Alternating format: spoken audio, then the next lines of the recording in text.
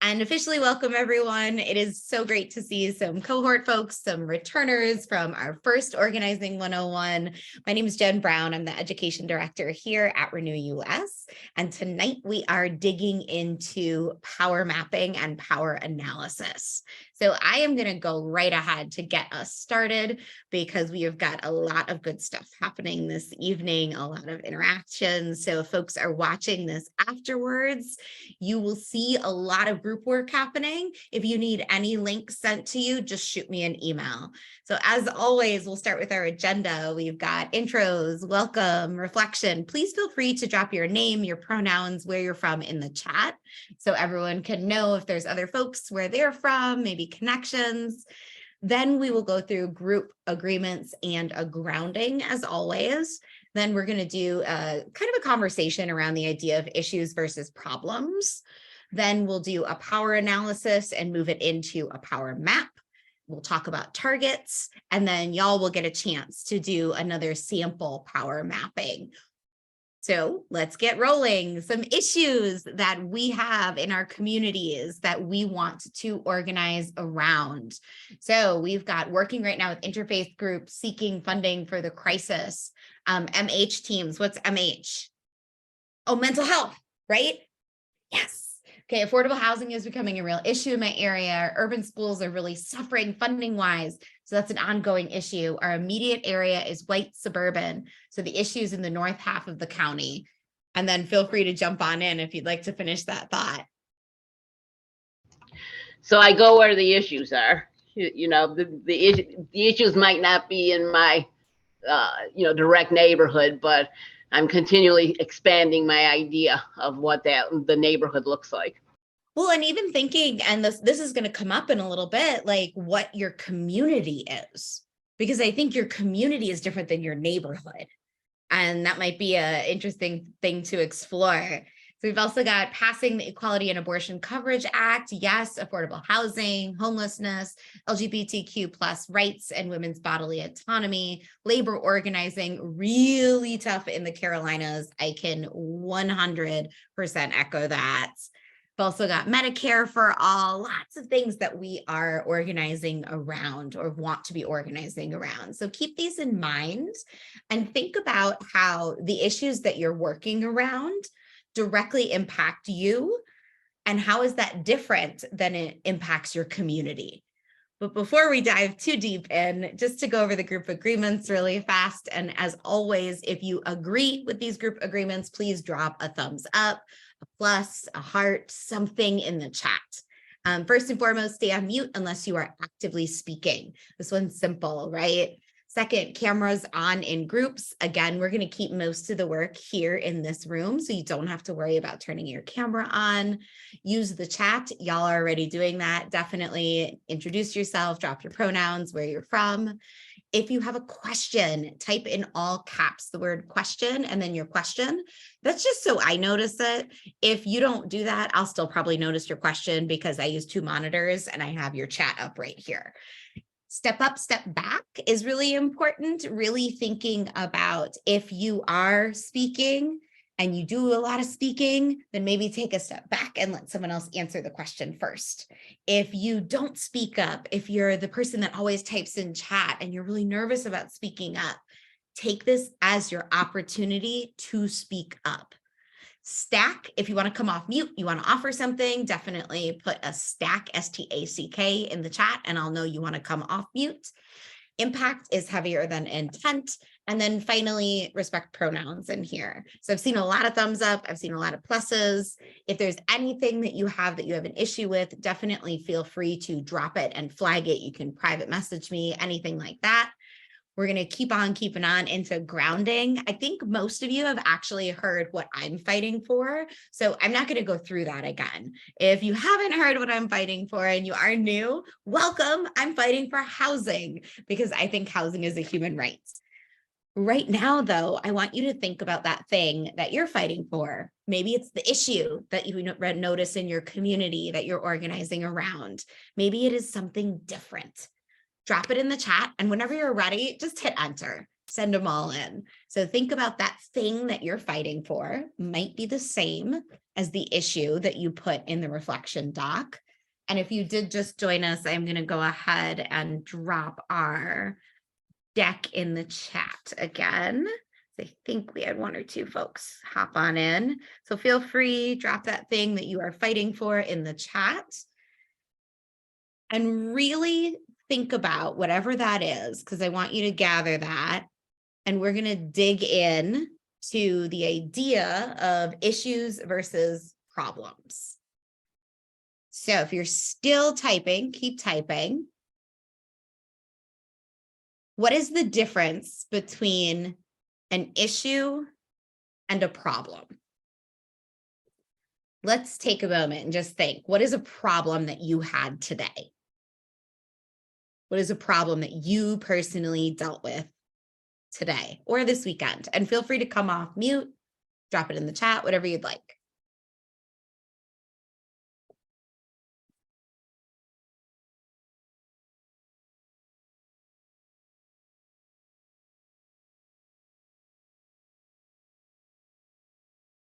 I see lots of stuff that folks are fighting for. Excuse me, I swallowed my water wrong. Basic needs met, human rights protected, standardized and expanded voting rights throughout the whole country, equal rights for LGBTQ plus and women's rights, more trees and more trains.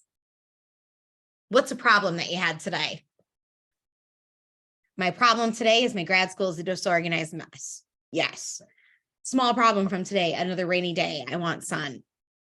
Yes.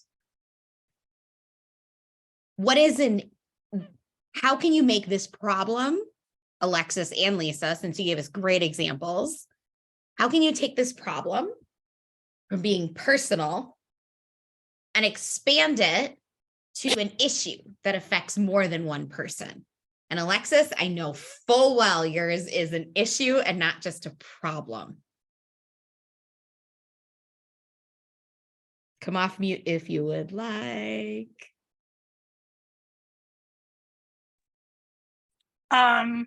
Well, I mean, higher ed is just like inaccessible in general.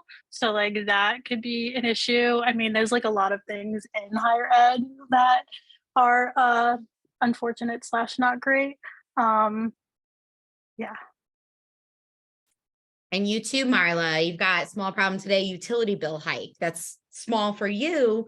Chances are it's probably an issue for folks in general because prices are going up, everything is more expensive, and pay is not moving with it. So it's really important, and I know I'm preaching to the choir right now, it's really important to think about the things that we're organizing around being larger than just a problem that you're experiencing. I think most of you understand this pretty well, but just to put it in perspective, this is a really nice way when we get into more organizing conversations and thinking about that one-to-one. Sometimes people think that their problem is just affecting them. So my landlord is trying to evict my neighbor because they asked for something to be fixed. That might just look like to that person that you're talking to a single problem, like, oh, it's just my neighbor. Oh, it's just this. Issues are community oriented. So that problem actually is the idea of a retaliatory eviction. And that is a large contributor personally here in Winston-Salem and Forsyth County. That's a large contributor to houselessness. So we think about what you want to organize around. And when you're having these conversations and when you're deciding what issue you're going to power map and do a power analysis through, you really want to make sure it is something that affects a group of people and not just an individual. Again, preaching to the choir here, I feel there's a few other questions that you want to like slide the issue through to make sure that it's an issue that's great to be organizing around. And when I say great to be organizing around, it doesn't mean, oh, this is going to be so much fun. You're really thinking about these questions. And to be very clear, they don't all have to be a yes. So let's go through them. Will the issue result in a real improvement in people's lives? Sounds very obvious, right? You want to make sure that you're making an improvement in lives and not making people's lives worse. Give people a sense of their own power. That's a really big piece of organizing, right? You're elevating folks to be fighting together. Will it alter the relations of power? A lot of times when we're thinking about organizing, we are fully thinking about changing the power dynamic that exists. A quick story, I was doing a right to counsel presentation last week to a church, and it was myself and another one of our organizers. And one of the things that they said, one woman was a landlord, and right to counsel is the idea that anytime a tenant gets evicted, they are automatically given legal representation. And what we want to do is have it go into ordinance or a policy. And thinking about that ordinance and policy, it would be automatic, so you wouldn't have to apply for it. It would be universal, so you wouldn't have to make a minimum amount of money, and it would be free. There's no income barrier at all. You would have to opt out as opposed to opt in. So we were talking about this, and this woman that was a landlord, she said, I've been a landlord for 32 years. In those 32 years, I've probably had 2 good tenants. And I think the courts really favor tenants. They don't favor landlords. And I've always tried to do my best by my tenants. And she kept like taking it very, very personally. And we had to stop at one point and say, this is really about the power dynamic that exists. You've got this huge group, not everyone falls. It's not black and white, right? You got this huge group of landlords where 80% of them here in my county come in to court with a lawyer. They're equipped with a lawyer when they're doing an eviction. Whereas tenants, it's something like 3 to 9% have a lawyer when they come to court. So we're not saying that something like this would make every tenant win and bring all the landlords down. Quietly, that would be great. And at the same time, it's more about taking the power dynamic and changing it, because right now it's landlords to tenants, right? And we want to just move it a little closer. So that altering of power dynamic is a really important part when you're thinking about organizing around an issue. Then you're thinking about this next piece, and this next piece, I'm going to be really clear: worthwhile, winnable, widely and deeply felt. That winnable piece. You might not win immediately. In the end, we're fighting for socialized housing. We're fighting for housing as a human right. Do I think that's going to happen in my lifetime? Probably not. Does that mean I don't organize around it? Absolutely not. So when you think about winnable, and we'll talk about goals tonight, like, are you going to have little successes along the way? Are you going to be pushing along towards a larger goal? You're not going to change the world overnight. We know this. And you're moving towards something. Is it easy to understand the issue? If the issue isn't easy to understand and folks are like, I have no idea what you're talking about, when you're trying to mobilize them, when you're canvassing them, when you're having deeper conversations, when you're activating them, if they have no idea what you're talking about, and if you can't explain it in a way that makes sense, it's not going to be an easy to organize around issue. Another great example of this, a friend of mine he's the executive director of Mass Alliance. His name is Jordan. And he talks all the time about when he goes out to canvas, talking about the ACA, talking about Medicare for all. He never talks about the idea of affordable healthcare. He doesn't talk about policies. He doesn't talk about cost. He talks about the fact about how much it sucks that if you get sick, you can be broke. If you get too sick, you can have not enough money to take care of yourself. You can't even afford the things that would save your life. And that's what he talks about. He doesn't talk about all of the mumbo jumbo that happens on Fox News and all the stuff the pundits are saying. Like, he makes it real simple and real easy to understand. Have a clear target and time frame. We're going to talk about that momentarily. What are targets? thinking about like, okay, we want to get to this point in 4 months. We want to get to this point in a year. So you're putting timeframes on your goals. Build leadership. Can't do it by yourself. Not a single one of us can change any of those issues that were mentioned or any of the issues that are happening. None of us can do it by ourselves. So we need to elevate more leaders. And finally, be consistent with your values and mission. Again, that is an obvious one. You gotta have consistency because that's that self-interest, right? So why do you care about making sure that I think it was the equitable abortion. Let me pull that back up. Why do you care about passing the Equality in Abortion Coverage Act? Why do you care?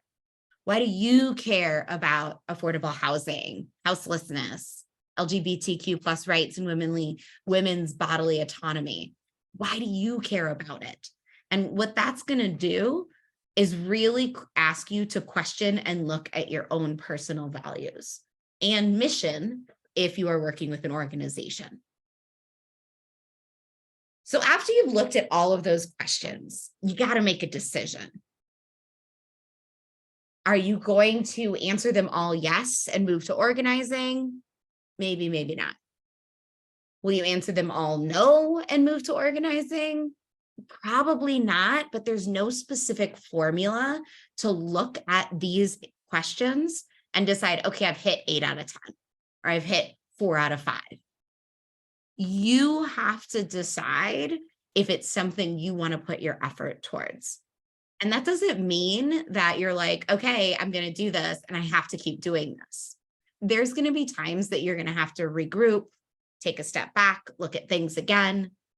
But the thing that I want to really make clear, and this is probably the difficult piece of teaching Organizing 101, because I've also got this in the next organizing conversations we're doing. So much of organizing practice comes from intuition. And that's not like, oh, listen to, the universe and your gut and things like that. You have to actively listen and you have to pay attention to what's happening in the world around you. If you're talking to a lot of people about something like, say, right to counsel, and people are like not hearing you, they do not agree with you, they do not care, you're not moving any of them. Maybe you need to rework how you're talking about it. Maybe you need to rework the issue and where you're aiming in that issue. And maybe you need to scrap the whole thing for now. So that intuition is not oh, well, I got a message from, and I say this not joking, I have an altar set up with candles and rocks and crystals that I'm 100% that witch. This is not asking the tea leaves if you should do it or not. This is not at all. This is going, okay, are people resonating with this issue? And have I done a power analysis? And that's where the setup comes in for the meat of what we're talking about today. When you've thought about an issue and you've picked an issue to dig in, doing a power analysis is your first step. We're going to do one together tonight. What it is, you're looking at the issue, the community, and who holds the power around the issue and the community. So I'm going to open up this Jamboard. I'm also going to share it with y'all. Let me just actually make it viewable to everybody. All right. If you haven't used Jamboard before, it's kind of amazing. We all can type on it at once, and we all can add things to it at once. So when I see people are joining, fantastic. We are going to do this power analysis together. So where it starts, the first thing we have to do is pick an issue. Now, this is going to be a slightly, I don't want to say made up community that we're working in. It's going to be just one that we're pulling. You are going to end up doing this on your own when you do your own power mapping. And maybe the issue we picked tonight is going to be something that you want to dig into. So do folks have any feels on issues? Please drop them in the chat. And if you see an issue you like that someone else dropped, please add like a heart, a star, an emoji reaction, a plus or something. So thinking about some of those issues from before, we had the EACA, we had houselessness, we had affordable housing, we had LGBTQIA plus rights, had women, I'll just say repro rights or body autonomy.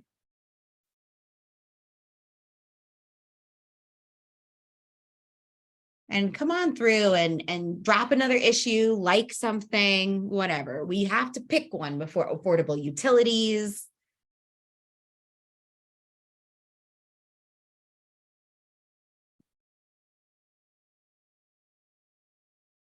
Medicare for all.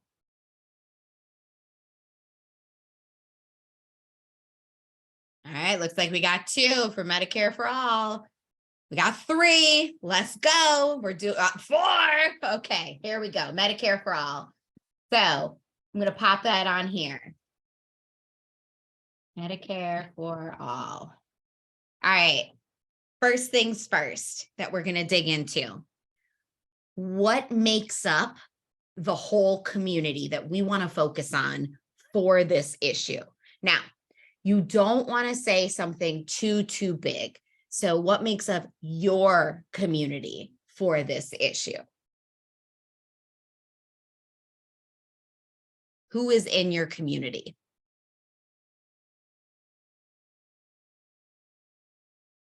Seniors, and y'all can also add, just like I'm adding, and if you haven't used this before, click on the T, drop a text box, and then you can type something. So we've got seniors, so feel free to fill it in. Feel free to drop it in the chat and I'll drop. Working class folks, yes. So the community goes in the center of the circle. Yes, unemployed. Amazing, amazing. Keep that coming. So while you're thinking about dropping things in the community, I want you to think about the elements that you've dropped or that someone else has dropped, and think about let me figure out how to phrase this correctly, because I don't want to make it one of those questions that you're like, Jen, I don't understand, or there's only one answer. Let's pause on that one and we're going to actually move to the second piece. What systems exist that are pre-existing systems that impact our community? With those systems that exist, like health insurance, I want you to start placing them on these lines. So over here, we've got health insurance, and you can size it down, size it up, whatever you need, add 2 to a line. So on any of these arrowed lines, what are the systems that exist that impact our community? So health insurance is a great example. Big pharma, great example. You're thinking about these things like Board of Education is a system because it touches all the public schools.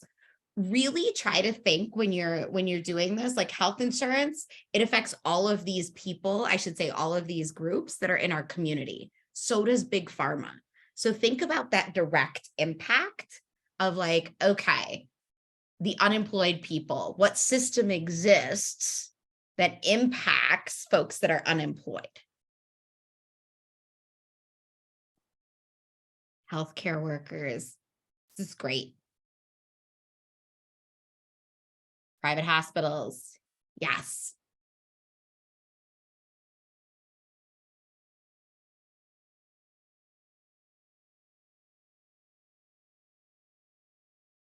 Fantastic. And if you, when we get to a point that you're like, cool, I have, and I realize, Esther, I don't know if you have this, there's the Jamboard in case you don't have it, because I saw you come back in. The next thing I want you to think about, and again, you can keep adding those elements of the community inside the circle. You can keep adding things on the lines, totally fine. This next one, I want us to think about the services that are within the community. So what are services that exist in the community that have to do with the issue? And I'll stop it right there because I don't want to get too ahead of myself. So it might be a service that exists in the community. There might be a public health clinic.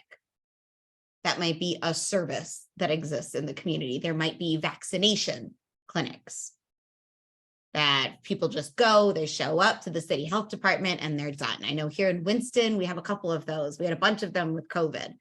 And so where you can put those, yep, just around on the bottom, perfect, around on the bottom, around on the top. You can put them over here under our Medicare for All. We got plenty of space. So public health department, healthcare tied to employee, med tech, FQHCs.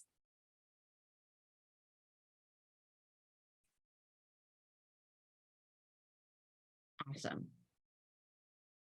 Free dental and health clinics. Yes.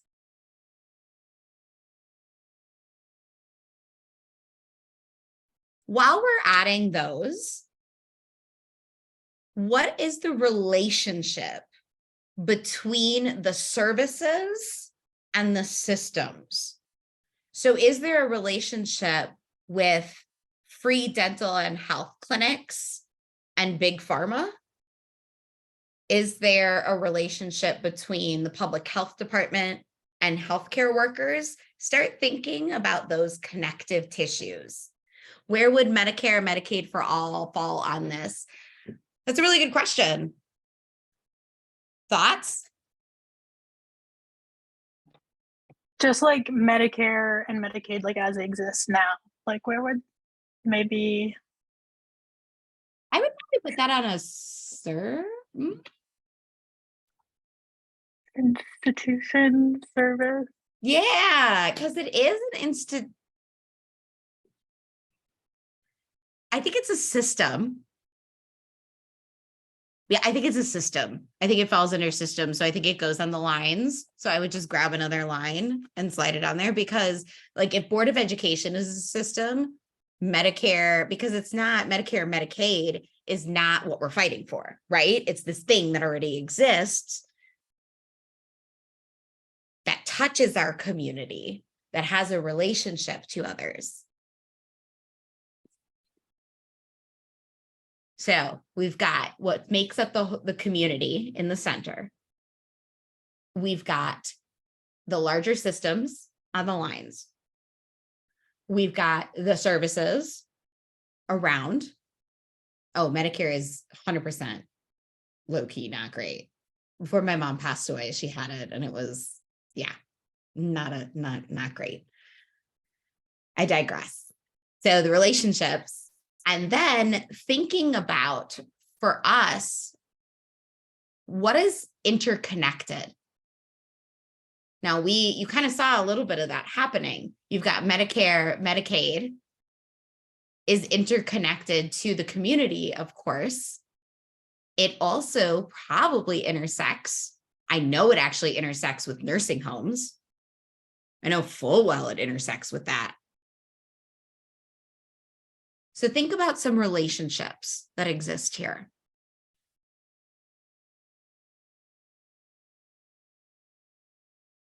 And now, on this side, I'd love for folks to grab some text boxes and think about who holds the power in this situation. I know we're being slightly general because we're saying Medicare for All. We're being a little general with who's our community. Who holds power in this situation that we're looking at? Insurance companies, politicians, major corporations. Yes, keep them coming. Who holds power in this?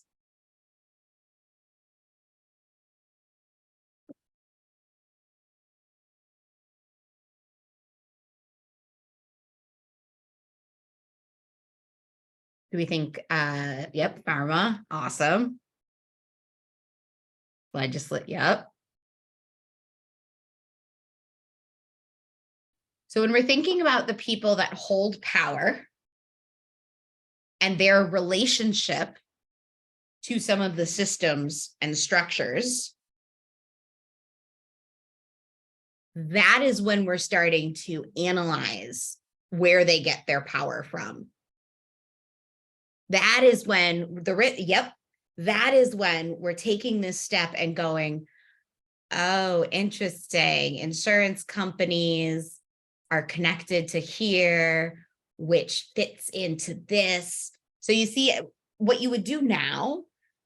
I'm not going to have us do this because I don't want to turn it to spaghetti. You would start drawing those connections, because this is just an analysis. We haven't mapped the power. We haven't thought about targets. We haven't thought about who we're talking to. This is like, we are looking big picture right now. We're saying, okay, our issue is Medicare for all. It affects all of these folks in our community. These systems are already in place. And we have some services that exist, not enough. And then we have all of this, just like soup is the best way to describe it, of folks that have commodified healthcare that hold the power in the situation. So this is the beginning of a power mapping. This is the analysis part. So when you're sitting down with folks and you're looking at issues, a few things that we might want to do different. This is perfect for our example here. When you're looking at issues in your community, it comes back to what I was talking about with Nancy. And Nancy said, oh, I follow the issues and it's outside my neighborhood. It's still in your community though. So really defining those folks and the places that make up your community. Community is a hard question, right? Like, what is your community?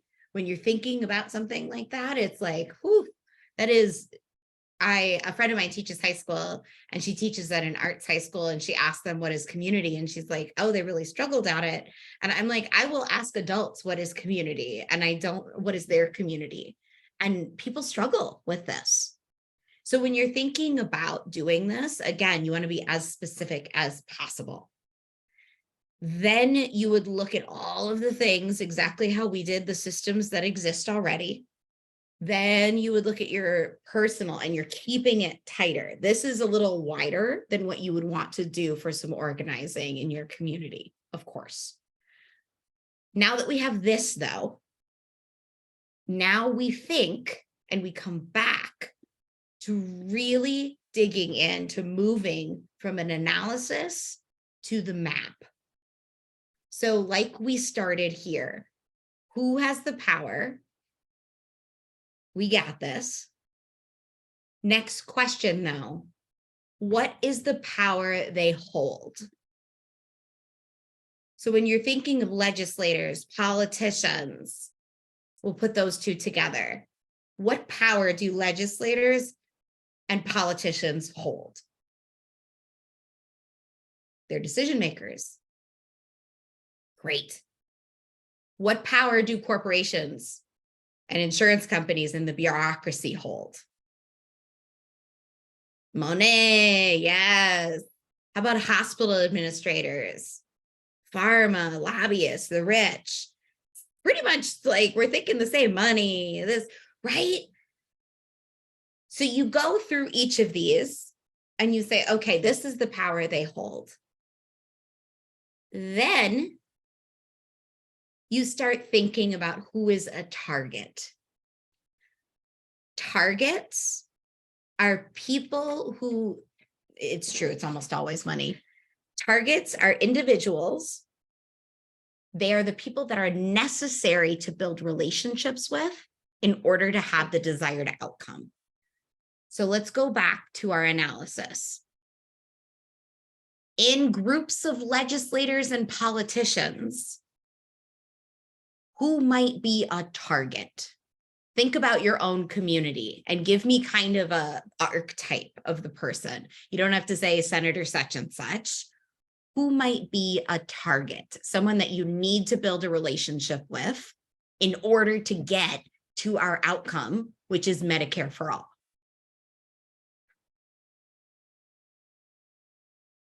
And I'll even give you a back and forth. Are you going to want to go to the MAGA Trump Republican? Maybe the Speaker of the House in Rhode Island. Alexis, why? Why them? Well, he's liberal, progressive, I mean, he's not, but he says that he is, and he just came off like getting primary for the first time in 20 years, so he's a little shook about that. So he's like doing more progressive legislation. So he's a little vulnerable. Yes, that's one side of looking at targets, someone that is shaky, someone that's vulnerable, someone that needs to be a people pleaser when you're thinking about legislators and politicians. Then you got Lisa, people that generally agree with Medicare for all. Is it someone that agrees with the basic idea or the concept? Someone that maybe has said, oh, publicly I agree, but hasn't done anything privately or done anything voting wise? Do you want to expand on that? People that agree with Medicare for all? I think it's a range. I mean, there's people like that you agree with, maybe like, 75%. And those people we want to talk to, but also the ones that are already there at 100% too. Like there's people that are close enough. Obviously the zeros, we don't have time for them. But the people that are in the range of persuasion. Mm-hmm. So when you're thinking about those folks that are in that range of persuasion, when they are legislators and politicians, so like going tight into open, so people that could be moved. Alexis, I think the fact that he offered to buy you a drink at the Stevie Nicks concert is not only hilarious, but also it shows that start of a relationship. Then you're not going in cold. And yes, this all interconnects. I'm going to say, hey, here's a big thing at the end. The 5th session of organizing is all about co-governance and power meetings. So that's an important one if this is something you're interested in. Yes, nursing unions, nurses are great targets. So when we're thinking about primary targets, we're thinking about always a person, an individual person, and it's never just an institution or an elected body. So it's never all of city council. It's never all of the senators. It's the speaker. It's the ward rep 6. It's district 5, whatever, that individual. And you have to think what power do you have over them? So I'm actually going to pull back for a second and pull on nurses are a great target for support. So when we come back here, if we're thinking about nurses in our people that hold power, who and nursing unions, who in these people that hold power are affected by nurses?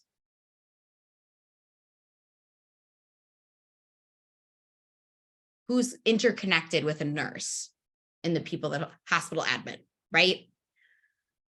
So when you're looking at this with targets, what power do you have over them? If you got a bunch of nurses and a nursing union that supports what you're doing, you are holding power over that hospital admin. The administration at that hospital, yep, if they strike the admin, exactly. So when you're thinking about targets, the target is the person you want to move. And those nurses union, things like that, those are folks that you're mobilizing on that target. When you're also thinking of the target, you also want to think about the folks that have power over the people with the power to give you what you want. So that's that nurses, right? That's the nurse question. So you've got the hospital admin. Nurses collectively have power over the hospital admin, not individually in this case. One nurse saying, I'm not working is going to be a fired nurse. 100 nurses saying, I'm not working has power. So that is where that it gets a lot of the organizing practices that I've learned in, and when I'm doing this, I always think individual and not big collected body. In some cases, though, when you're thinking about the secondary target, it's like all of the nurses. And then in all of the nurses, it's like identifying those key folks who are going to be able to, and now I'm getting ahead of myself in next session, who are going to be able to like agitate people enough to get them on our side for Medicare for all. And because I jumped ahead and used the word agitate, you'll hear me talk about this if you come to our third installment of Organizing 101. Agitate in this sense is not like I'm making you angry and I'm poking you and I'm trying to annoy you. Agitate in this sense is like shaking it a little bit like a washing machine shakes out the dirt. So you're shaking out the information that's coming out. So that's like a washing machine actually has a part called the agitator, and that's what shakes out the dirt. It's very cool. I think Carolina Federation actually taught me this one. And so it shakes out the dirt in your clothes, and it like shakes the dirt in the water. So the stuff comes out of it, or whatever is in clothes and whatever you're washing. And that's the same thing you want to think about organizing agitation. You're shaking folks a little bit, just enough, not to make them dizzy, not to go like off kilter or throw up or something or mad at you, right? Just enough to get them going, ugh, I never realized there was all this dirt in me. So y'all have tossed out some target samples. I just want to walk through this one really quickly. So you've got a city council member. You want the city council member to vote yes for an upcoming vote on housing. How are you going to make this happen? You want to move someone. How are you going to make them do the thing you want to?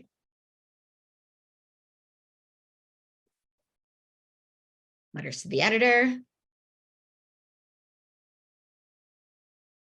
Meet in person. Phone calls. Show up at city council meetings. Yes. Everything y'all are talking about is strategy. So we're thinking about creating a strategy. Everything you're talking about are actually tactics. So tactics without strategy are just actions. We are really thinking, we're like, oh, okay, city council, gotta move you. I'm going to show up at your meeting. I'm going to rally outside your office. We're going to petition you. We're going to call you. We're going to meet in person. We're going to do letters to the editor. All of that umbrella over it is your strategy to move that city council person. So when you're thinking about these individual tactics, because this is 100% what y'all are talking about, everything you mentioned hits this list perfectly. It's in context. It's flexible and creative. You're not just saying, oh, we're going to call until something happens. You're like, no, we're going to do all of these other things. It's directed. You're putting the heat on that individual. Makes sense, right? And it shows power. Sometimes even having a group of people showing up to a city council meeting and sitting there together wearing the same button, that shows power. Makes people real nervous if you start showing up to things. And then more people start showing up, and then more people start showing up. So very distinctly, a strategy is the design of the campaign combined with the power relationships. So your whole campaign plan should come from an analysis of the situation. And when I say campaign plan, I mean not just for electoral, right? This is also for issue-based. You're looking at who holds the power. You're looking at who you're talking to. You're looking to how to move people. And what you're doing then is you are creating a strategy to make it happen. It is not just mobilizing people. Y'all got that.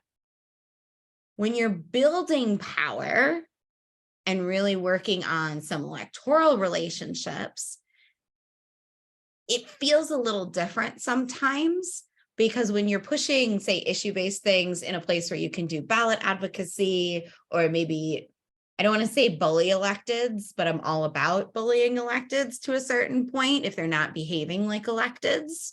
So you're moving them to do something. When you're thinking about electoral power mapping and a power analysis, I'm going to send this afterwards and I'll go through it really briefly, but I'm going to drop it right here. What Renew does, and here's a little like bump on what Renew is. We work across the US, specifically right now in states where we have grassroots partners. So we're working with people who are on the ground trying to build power. And when we're working with them, we start by doing a power analysis. So we're having a conversation with the organization, thinking about what the state of play looks like in their particular state. These are the actual questions we are talking to our partners about. We are asking them the current balance of power in state governments, redistricting, lay of the land, state Dem party, like, is it progressive? Are they like Rhode Island and they are pretend progressive? What are we thinking about candidates? What are we thinking about theory of change and path to victory? What do we need to get there? Are there other organizations you're working with? So you see, it's a pretty deep dive into the current state of play. And it's slightly different than issue-based because electoral has kind of a set amount of rules, whereas issue-based, especially if you're in a state that doesn't allow ballot advocacy, your rule is you have to move someone else to do it. If you're in a state that allows ballot advocacy, meaning with a certain number of signatures or a certain like number of steps met, you can get that issue on an actual ballot that people can vote on. That's a different game entirely. Electoral, I think, is pretty cut and dry when you're doing a power analysis and then moving into a map, which we haven't gotten to yet. So to be really clear, we are still analyzing. We're still going, all right, who holds what? What might be the first thing? Where are we going? What's going on? I want to take a brief pause because I have covered a lot in this analysis and just check in for questions from folks. We haven't gotten to power mapping yet. We haven't gotten to actions or moving into tactics. We've kind of talked a little bit about them, but we haven't done like the big meat of it yet. So I want to just take a pause and see, are there questions, comments, thoughts when we're thinking about power analysis?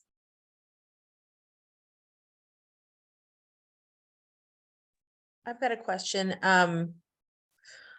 When we've done power analysis, we also think about like who are like, well, I guess we did that, like who's with us. We did, now that I'm thinking of it, we kind of did, but we just talked about the nurses. So you'll see when we get to power mapping, we'll talk about allies. Okay, cool. We'll talk about like, because then we're right now, like the analysis to map is a step that I think is people skip the analysis a lot of time because it's a little more brainstormy and it's a little more like, oh, let's think of all of the systems and all of the structures. And sometimes people go right into, okay, here is the issue. Here is where the power lives. Now we need to talk about all this other stuff. So the analysis is kind of like I don't want to use a food term, but I'm notorious for using food terms, like an amuse-bouche almost. It like gets your palate going a little bit. And for me, it gets you thinking a little more creatively, because then you're thinking, yeah, absolutely. You really are thinking about the big picture. And I think that analysis sometimes gets skipped because, again, it is a little lofty than you might normally go into. And yeah, it definitely thinks about the agenda and the issue you're looking at, developing policy options. Yep. Deciding on a particular policy or course of action. Absolutely. Power analyses and power mapping, they're not just for organizing. I think it happens pretty consistently when you think about strategy in general. Like you're thinking, okay, who has what I want and how can I get it? Board games. Anyone play like a cooperative or a competitive board game? Any of those that like long withstanding ones? We played Pandemic Legacy during the pandemic, and then we stopped because it was too real. But for that, you have to think about like, okay, where is the power living on this board? How can we get there? Any other questions before we keep on keeping on?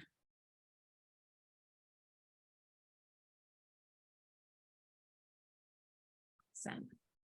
Okay, I have a question, Jen. Hit me. Okay, so let's say we do the power how you say? Analysis. I got you. Thank you. But if someone is not playing by the rule, you develop a strategy, but you see where I'm going. Like the majority of American people want abortion to be legal, but yet the Supreme Court overturned Roe v. Wade and say, oh, we just give in to the state to deal with, knowing that the majority of the state, by the time of 26 to 24, will push those legislation. So it's like the power, you can do the power analysis the way you want, but if the rule is just, the best example is today that the state Supreme Court is revising a decision that has been made a few months ago in 200 years of how you call it, routine, that you don't change the decision if any factor have changed so far. So when someone come up with, okay, we're gonna do it because we just change the power on the state Supreme Court, I don't know where it's bring you. I mean, It's a excuse me. frustration. Yes, exactly. That is. I mean, like, I hear what you're saying completely, and I'm sure many of us feel this. It's frustrating when the rules get changed consistently. It is back to what we talked about last week, honestly, that a crisis is time that real political change happens. And folks that have been like, truly, the idea of Roe v. Wade, this was not a surprise. This was not a, oh, look, we got this, so we can. This is a piece of orchestrated action by the right that got us to this point. And the unfortunate part is we haven't been on the left organizing, and we haven't been realizing, like most people, I will say most in this moment, say, oh, well, this is just how it is. This is the status quo. This is just what we need to deal with. Oh, well. And I think that is where so much of what y'all are doing, in the sense that you even are here and want to be organizers and are organizers and having conversations and like taking those moments to like shake out the cognitive dissonance where someone's like, an abortion rips babies to pieces. And it's like, yo, that's not what it is at all. Where did you hear that? Fox News. Okay, well, let's have a go. You know, like that's the stoking of our lizard brains is, like Alexa said, they've been organizing to do this for quite some time. They've been trying to do this for quite some time. They have fed our lizard brains. They have built fear. The whole news cycle is built in fear. And the unfortunate piece that we're at now is now we have to be reactionary instead of proactive. And we have to start seeing like, okay, what moves to organize will change things. Is it organizing to end Supreme Court justices' tenure after a certain amount of time? Is it organizing so Clarence Thomas, who is married to someone who supports the insurrection, actually gets looked at? Is it a whole overthrow of the US government if we all organize and strike together? I don't know the answer to that. And I recognize that we are also playing catch up. And that is, excuse my language, really shitty. And it's where we are. So we have to fight. because I'm not comfortable with it just staying like this, because they will continue to change the rules until they have exactly what they want and we don't push back, which is why we have to keep fighting. That wasn't an answer to your question. And I don't think there is an answer. The folks in power will continue to change the rules until it is what is desired. And that's why we have to be the crazed deviants that push back. If anyone has something else to add about that, that's like a very left-wing folks underestimated folks like Phyllis Schlafly for decades. Yes. And even today, there are still pieces of the rhetoric she used in the rights attack on repro. And yes. I would also just like to add that, like, this has been said a lot. The Dems have done not nearly enough to try and protect Roe, but they fundraised off of it for a long, long time. But did they organize and fight back? Not effectively. So now we're in this situation where we're needing to do the power analysis and organize ourselves because they haven't been doing that work. Not all of them, but a lot of them. You would think that this would have been enshrined in law when we had a trifecta. You would think that this would have, you know, lots of things you would think. And I can't get angry at the past. All I can do is work to change the future. And yes, the bank that probably happened for many people, that was like, Roe is about to fall. This is your last chance to save it. If you only give me $10, we got it. And now we're in the position that we're in. And as much as I would like to continue just getting mad at, like, thanks Tara for stepping in, at the Dems that didn't fight for it, it doesn't work. And at the same time, I think there are enough, I do think there are enough Dems out there that can be pushed and enough that can be replaced that we can actually make something happen. And we have to work together. Yeah, my Dem membership expired a long time ago, and it's not getting reunited. So this is an important moment to actually take a step back, because what you're talking about, Esther, too, is putting things in perspective, thinking about what goals you want to achieve. If you don't have a goal, if you don't have a very specific goal, you're going to have a really hard time getting people on board. And I think that's what the left is honestly struggling a little bit with right now, because so many of us are going like this with issues that are out there and not going, okay, we should all work together, or a lot of us should work together on this thing and move forward. Imagine if all the organizers actually got together and we all pushed for student debt cancellation. And then after that was done, we moved to the next thing. And honestly, we're so fractured of like, who's a good leftist, who is this kind of leftist, who's this kind of leftist. And it's like, we need to, in our own collective communities first, work together for a goal. We need to say what the goal actually is. So when we're thinking about hashtag goals, there's some super important things to remember. So first, of course, easy, right? When do you want to achieve the goal? When do you want this thing to be done by? And you want the biggest thing first. So maybe you want to achieve the goal of here we go, citywide tenants union in Winston-Salem, North Carolina by the year 2030. Great. What needs to happen in order to achieve that goal? So you're taking the goal and you're walking it back. You're saying, okay, in order to achieve this goal, I need this to happen. And then in order to achieve this goal, what do you need to happen? And then what do you need to happen?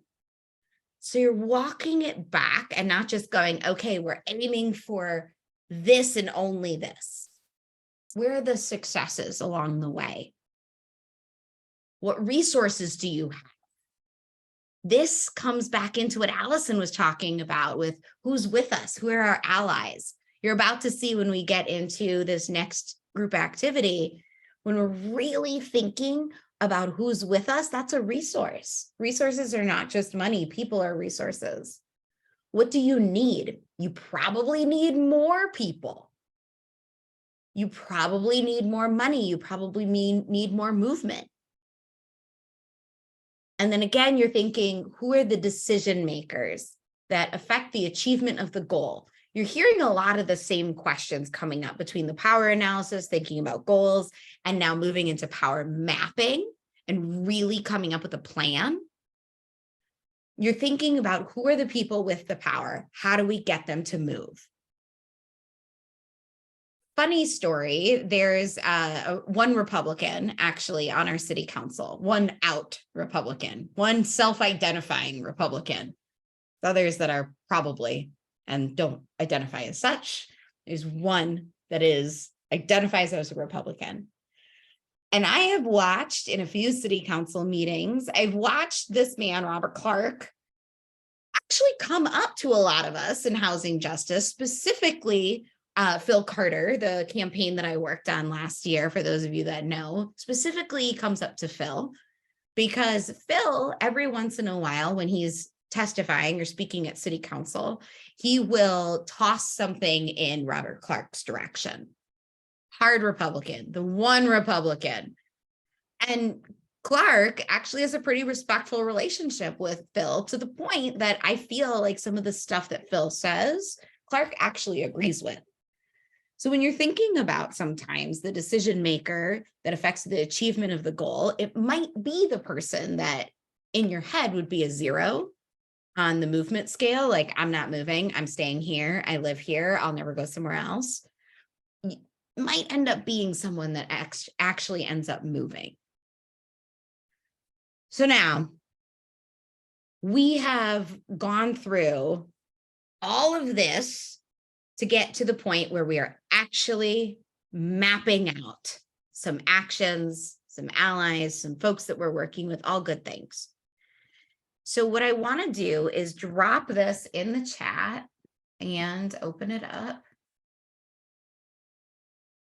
And I want to get a feel from folks. We have about, what is this, 22 minutes left. Would you, and please drop it in the chat, would you like to work together on one of these two issues? Or would you like to work separately on one of these two issues and come back and see where we got? So work together as a large group and go down this list, or thinking about, oh, we got 2 togethers. I love it. Together, 3, 4, everyone's together again. All right, let's do this. So this is, as you can see, longer than some of the stuff we've been talking about. This is what would happen after you do an analysis. So you're thinking big picture. This is when we're getting really tight. So right now we've got 2 issues to choose from. We've got the no coal, no gas in New Hampshire. And of course, because I can't help myself, toss in right to council, Winston-Salem housing justice now. Teamwork does make the dream work. Let's do a quick vote. Drop A if you'd like to do issue A. Drop B if you'd like to do issue B. I don't care. I just want y'all to pick.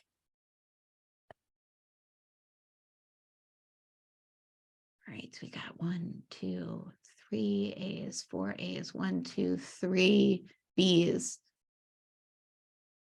5 A's, it looks like. Am I right? 1, 2, 3, 4, 5, and then 1, 2, 3. All right, fantastic. Looks like the A's have it for this. My B folks, if you 3 want to work, I can put you easily in a breakout room, and you 3 can work on that if you'd like. because this is very fleshed out. So you don't need to do it all together. So just drop in the chat. You're welcome to also just private message me, join A, whatever the case. So what I want folks to do right now, if you're sticking with us and you're doing A, I want you to do, let's do about 3 minutes of quiet Googling. So what I want you to do with this quiet Googling, I want you to start learning a little bit more about right to counsel.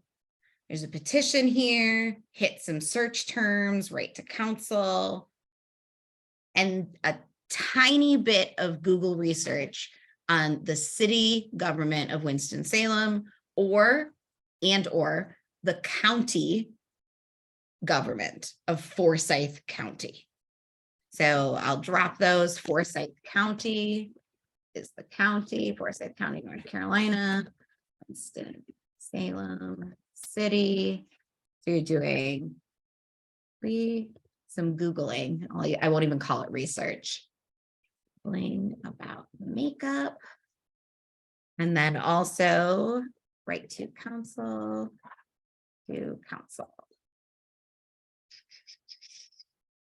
And what I'm going to do also is I'm going to shut off the recording right now, because that way we can all talk. If folks are watching this at home, you have this document and I will take some notes on this one. And then that way you'll be able to use it and refer to it when you're going through your own issues. So for now, I'm going to shut off our recording. Now that we've done a beautiful start to power mapping, as I was saying, I really want to encourage everyone to do this action.